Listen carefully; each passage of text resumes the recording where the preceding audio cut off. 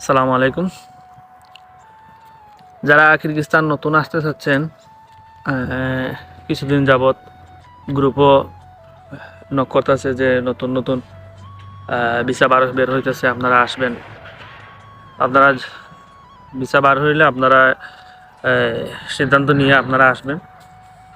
তবে এখানেও অনেকেই বলতেছে এখানে সমস্যা কি, কাজ হচ্ছে না, কি প্রবলেম, অনেক কিছু জিনিস জিজ্ঞেস করতেছে। তো আমি একটাই কথাই বলবো, এখানেও ভিসার অনেক সমস্যা জটিলতা আছে।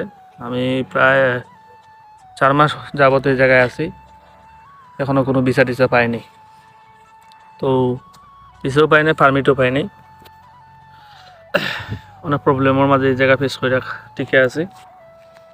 তো আপনারা যার মাধ্যমে আসবেন, ভিসা কাজ এনশিওর হয়ে আসবেন, ঠিক আছে। এখানেও এই